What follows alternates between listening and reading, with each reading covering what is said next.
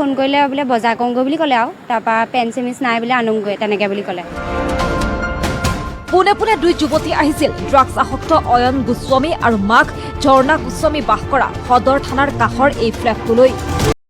75 যোৰহাট চহৰ আৰু এই যোৰহাট চহৰতে আকৌ এটা কাণ্ড, এগৰাকী মৃত্যু হ'ল। নামটো ল'বলৈ মোৰ ভাল নালাগে, গতিকে আপোনালোকক কওঁ শুনক। কিছুমান মানুহ মৰিলে আমাৰ দুখ লাগে আৰু কিছুমান মানুহ মৰিলে আমাৰ কি হয় আনন্দ লাগে। আনন্দ লাগে এইটো কাৰণে যাতে তেওঁক দেখি আৰু এজনৰ মৃত্যু নহয়, যাতে এনেকুৱা ধ্বংসৰ মুখলৈ নাযায়। আৰু তেওঁ ধ্বংসৰ মুখলৈ গৈছে, তেওঁ মৃত্যুবৰণ কৰিছে, যাতে তেওঁক দেখি আকৌ বেলেগ এজনৰ আমি মৃত্যু কামনা নকৰোঁ। গতিকে তেনেকুৱা বস্তু মানে জাবৰবিলাক আমি সদায় পেলাই দিব লাগে। আমি নেপেলালেও ভগৱানে সেইটো কৰেই। অতিমাত্ৰা যেতিয়া মাক দেউতাকক ফাঁকি দিব তেতিয়া ল'ৰা ছোৱালীয়ে ভোগ কৰিব লাগিবই। মানে ল'ৰা ছোৱালীয়ে কি আচলতে যিমান ভাল হওক বেয়া হওক মাক দেউতাকে কেতিয়াও এৰিব নোৱাৰে, নহয় জানো?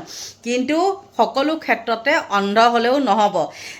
আপোনালোকে কেনেকুৱা পাইছে নাজানো, মই কিন্তু এই নিউজটো যেতিয়া বেছিকৈ এই 3 দিন ধৰি পেলাই বজাই আছে, মই কিন্তু একে সমূলি কি কৰা নাই, মানে মই ভাল পোৱা নাই। আৰু সেইকাৰণে ভাবিলোঁ আজি 3 নম্বৰৰ দিনাখন মই বোলো সেইটো কওঁ, আৰু সেই লগৰ কেইজনীকো ধৰি আনিলে। এতিয়া আমি ক'ব পাৰোঁ ন যে মাক দেউতাকহঁতে কিয় চকু নিদিয়ে। বিশেষতে বাপেকটো নাথাকে, বাপেক মানে বাপেকে কি আৰু কৰ্ম কৰিবলৈতো দিনটো যাবই লাগিব, নহয় জানো?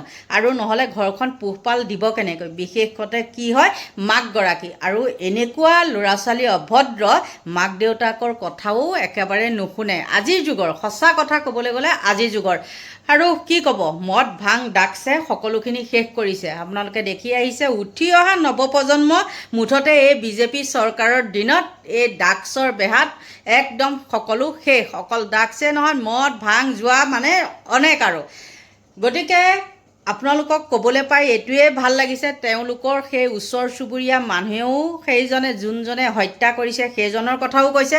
আৰু সেই তেওঁৰ লগত যিজনী মৃত্যুবৰণ কৰিলে তাইৰ লগত আৰু 2জনীমান আছিলে, সেইকেইজনীও যদি নিপাত হ'ল হয় তেতিয়াও কিন্তু ভাল হ'ল হয়। আপোনালোকে কি কয় নাজানো দেই, আপোনালোকে কমেণ্ট কৰিবচোন। লগৰকেইটাও বাৰু গুচি গ'লে বেয়া হয় নেকি? কেতিয়াও বেয়া নহয়। মোৰ মনে কিন্তু কেতিয়াও বেয়া হোৱাটো হেৰি নকৰে, মানে বেয়াই হ'ব লাগে। তেওঁলোকক জীয়াই থাকি লাভ নাই। বেয়া হ'ব বুলি কওঁতে কিটো বেয়া হ'ব বুলি কৈছোঁ বুজি পাইছেই নহয়, মানে নাইকিয়া হ'ব লাগে এইগৰাকী নিচিনাকৈ।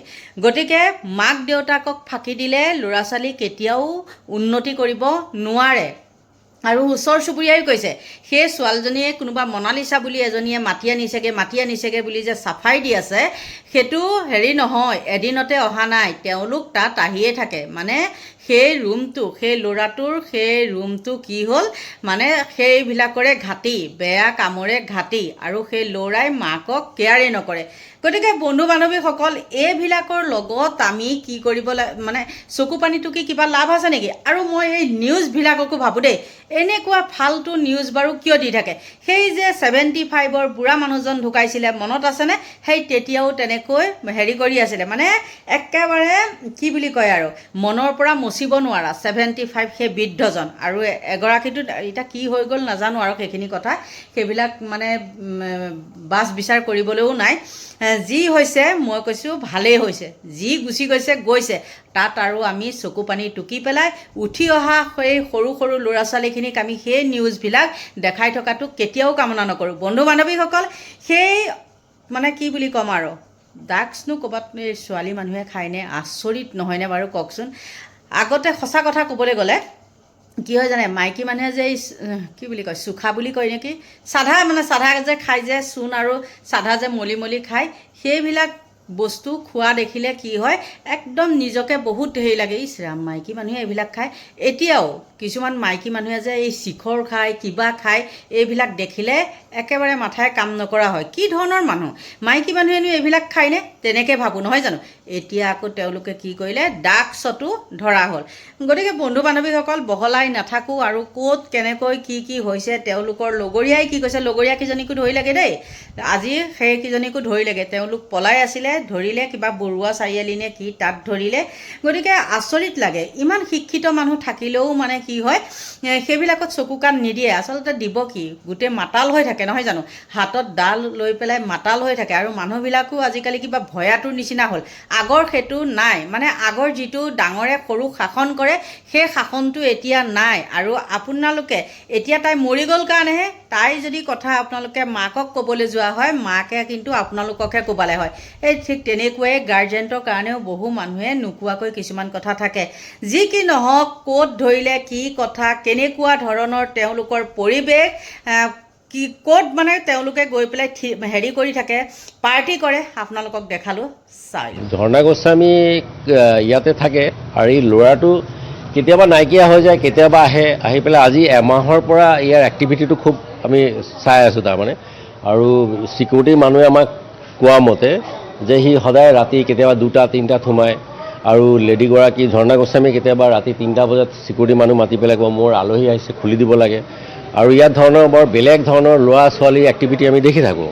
আৰু আমাৰ ছ'চাইটিৰ গোটেই মানুহখিনি মেক্সিমাম ইয়াত ৰিটায়াৰ্ড পাৰ্চন হয়, তেওঁলোকে অলপ এইবিলাক বস্তু মানে অলপ আঁতৰি থাকিব বিচাৰে। আঁতৰি থাকিব মানে কি আৰু কি কৰিব ইমান সৰু ল'ৰা, আৰু ল'ৰাটোৰ যিটো এক্টিভিটি, এই এক্টিভিটিটো বৰ মানে নৰ্মেল নহয়। মানে এবছৰ আগত তেনেকৈ এটা ইনচিডেণ্ট হৈছে, আমাৰ চিকিউৰিটি মানুহ আছে ইয়াতে, তাক কাটি পেলাব খুজিছিলে, ই যেনে তেনে বাচিছে ল'ৰাটো।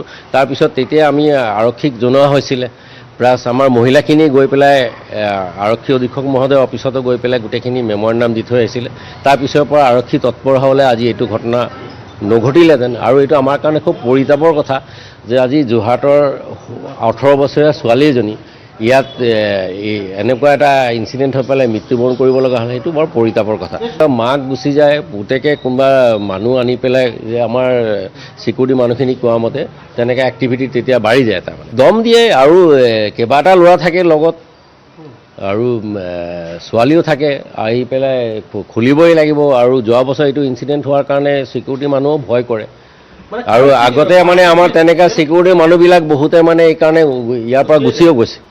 কিবা পাৰ্টি চলি চাগে, এক্টিভিটিবিলাক মানে বৰ, আৰু যিখিনি ল'ৰা ছোৱালী আহে মই ইহঁতক মানে বৰ এবনৰ্মেল মানে এক্টিভিটি তেওঁলোক। যোৰহাটৰ ফ্লেটত নিষিদ্ধ ড্ৰাগছৰ পাৰ্টি, নিষিদ্ধ কামৰ ঘাটি যোৰহাটৰ একাংশ ফ্লেট। সদৰ থানাৰ কাষৰ ফ্লেট ড্ৰাগছৰ ঘাটিলৈ ৰূপান্তৰ, ড্ৰাগছ পাৰ্টিত অন্বেষাৰ ৰহস্যজনক মৃত্যু। কোন দিশে যোৰহাট নগৰ, অতি ভয়ংকৰ কাৰবাৰ। সুৰা ড্ৰাগছ যুৱতী অশ্লীলতাৰ প্ৰয়োভৰ যোৰহাটৰ একাংশ ফ্লেটত।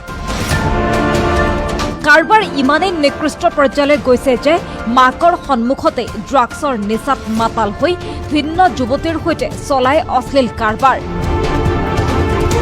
আসক্ত যুৱক যুৱতীৰ ওচৰত অসহায় প্ৰত্যক্ষদৰ্শী। সাংস্কৃতিক নগৰীত কল্পনা কৰিব নোৱাৰা ৰেপ অপসংস্কৃতিৰ দপদপনি।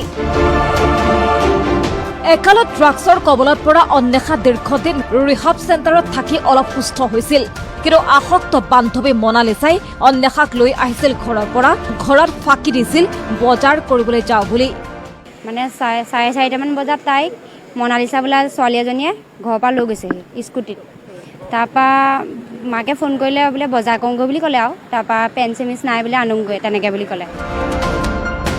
পোনে পোনে দুই যুৱতী আহিছিল ড্ৰাগছ আসক্ত অয়ন গোস্বামী আৰু মাক ঝৰ্ণা গোস্বামী বাস কৰা সদৰ থানাৰ কাষৰ এই ফ্লেটটোলৈ।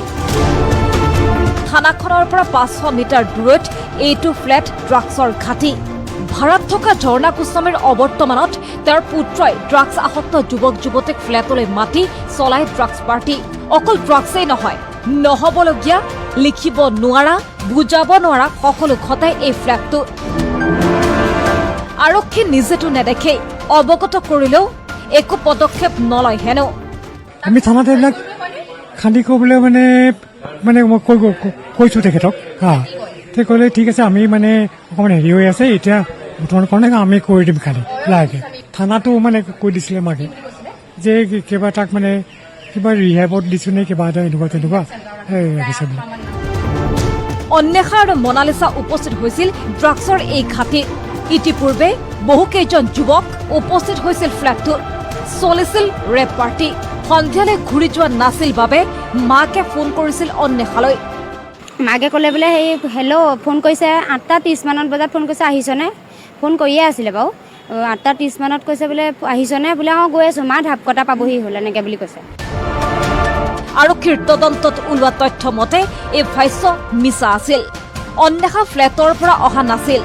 উপস্থিত সকলো যুৱক যুৱতীয়ে ড্ৰাগছ সেৱন কৰিছিল। ড্ৰাগছৰ উপৰিও বহু অশ্লীল কাৰবাৰ চলিছিল ৰেপ পাৰ্টিটোত। নিশা 10:17 ফ্লেটৰ চিচিটিভিত বন্দী হোৱা দৃশ্যটো চাওক। চুচৰাই নমাই আনিছে আকাংক্ষাক, লগত মনালিছা, অয়ন আৰু এজন যুৱক। এক প্ৰকাৰ সংখ্যাহীন অন্বেষা চুচৰাই আনিছে গেটৰ সন্মুখলৈ। মাতিলে এখন অটো। কাৰবাৰবোৰ খেলি মেলি দেখি অটো চালকে কৰিলে ভিডিঅ'। চিকিৎসালয়লৈ নি মৃতদেহ থৈ সকলো ছত্ৰভংগ। কিন্তু মৰণোত্তৰ পৰীক্ষা কৰি হতবাক পৰিয়াল। অকল ড্ৰাগছ সেৱন বা অভাৰড'জৰ বাবে মৃত্যু ঘটা নাই অন্বেষাৰ। অকথ্য নিৰ্যাতনৰ বলি হৈ মৃত্যু ঘটাৰ সন্দেহ পৰিয়ালৰ। আঘাত পাইছে সৰিয়হ গোটেই মই গাটোতে মানে পিঠিত পাইছোঁ চিন আৰু বুকুত পাইছোঁ, তাৰপৰা চকুত পাইছোঁ, তাৰপৰা তলৰ শৰীৰৰ যিটো অংশ তাই মানে হেৰি গোটেই মানে অৱস্থা কাহিল আৰু মই উলংগভাৱে মই দেখিছোঁ। মানে মোক মাতি লৈ গৈছে গাৰ্জেণ্টক লাগে বুলি ক'লত মই গ'লোঁ। তেতিয়া মই দেখিছোঁ ধৰ্ষণেই হৈছে, কাৰণ সেই তেনেকুৱা অৱস্থাত ছোৱালীজনী দেখিছোঁ ধৰ্ষণেই হ'ব। তাৰ মানে ৰেপ পাৰ্টিত কি চলিছিল? আসক্ত অৱস্থা আৰু অশ্লীল কাৰবাৰবোৰৰ বাবেই অকাল মৃত্যু ঘটিল নেকি অন্বেষাৰ? এইটো অয়ন গোস্বামী ইমানেই আসক্ত যে এনেকৈ ডালৈ চৌহদত সন্ত্ৰাস চলোৱাৰ প্ৰমাণ মজুত আছে। ইতিমধ্যে আমি জনাইছো যোৰহাটৰ এইখিনি কথালৈকে মই বৰ্তমান একো নকওঁ, যিহেতু আৰিয়ান গোস্বামী আহিব দিয়ক। ড্ৰাগছ লৈছিলে নাই এইটো কোৱা? ড্ৰাগছ লৈছিলে এইটো কথা কোৱা। হা মনালিসা কোৱা ড্ৰাগছ লৈছিলে নাই? লৈছিলে। ড্ৰাগছ লৈছিলে। তুমি লৈছিলা নেকি? কোনে লৈছিলে ড্ৰাগছ কোৱা? কি ড্ৰাগছ লৈছিলে? কি ড্ৰাগছ লৈছিলে? সেইবোৰ চিনি নাপাওঁ। বগানে মুগা বনিয়া কি ড্ৰাগছ লৈছিলে? সেনেকুৱাই মিক্স টাইপ। ইনজেকচন লৈছিলে নেকি? হা ইনজেকচন ঠিক আছে। তুমি এটা কথা কোৱা, তোমালোকক এজন লৰাই লৈ আহিছিলে। তোমালোকক ইতিমধ্যে কোৱা মনালিসা এইটো ক'লে হ'ব, এজন লৰাই লৈ আহিছিলে হয়নে নহয়? এইটো কোৱা এজন লৰাই লৈ দাস লিখা হয় না? তেওঁ দাস উপাধি লিখা হয়নে? তোমালোকক লৈ আহিছে। তুমি 8:30 বজাত আহিছিলা হয় নহয়? তুমি 8:30 বজাত আহিছিলা মনালিসা? তুমি 8:30 বজাত আহিছিলা। নিউজ 18 অসম নৰ্থ ইষ্ট আমি এক্সক্লুচিভ যি কেইগৰাকী মুঠত ইতিমধ্যে অভিযুক্তক আৰক্ষীয়ে গ্ৰেপ্তাৰ কৰিছে।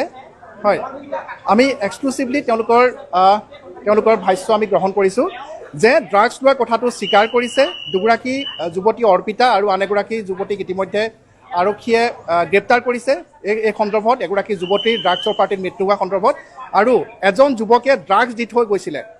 মই পুনৰবাৰ কৈছোঁ যে এজন যুৱকে ড্ৰাগছ দি থৈ গৈছিলে, সেই পাৰ্টিত ড্ৰাগছ ব্যৱহাৰ কৰাৰ কথা তেওঁলোকে সদৰি কৰিছে। আৰু তাত কি হৈছিলে গোস্বামীক আৰক্ষীয়ে গ্ৰেপ্তাৰ কৰাৰ পিছত সকলো স্পষ্ট হ'ব বুলি জানিবলৈ দিছে। আৰু যি আৰিয়ন গোস্বামীক যেতিয়া আৰক্ষীয়ে গ্ৰেপ্তাৰ কৰিব তাৰ পিছতে বহুখিনি তথ্য পোহৰলৈ অহাটো নিশ্চিত। হয় গৌতম, অৰ্থাৎ সেই পাৰ্টিৰ সেই অভিশপ্ত নিশাৰ পাৰ্টিত এই দুই যুৱতীও জড়িত আছিল।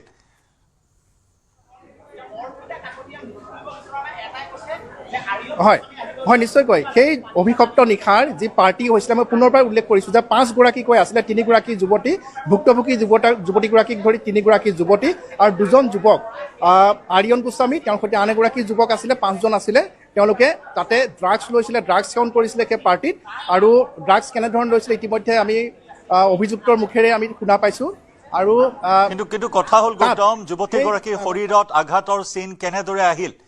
শৰীৰত বিভিন্ন স্থান হয়তো আপোনালোকে সেই মোৰ সৰু ভিডিঅ' ক্লিপকেইটা দেখিলে নহয়নে? কাটি অকণকৈ বনাইছোঁ। যি কি নহওক আপোনালোকে কমেণ্ট কৰিবলৈ নাপাহৰিব দেই। আপোনালোকৰ বাৰু বেয়া লাগিছে নেকি মৰাৰ কাৰণে? মোৰ কিন্তু বেয়া লগা নাই। যোনেই নহওক কিয় যদি এনেকৈ মৰে তাত আমাৰ দুখ লগাৰ কোনো কাৰণ থাকিবই নোৱাৰে। আপোনালোকৰ পৰা লৈছোঁ বিদায়।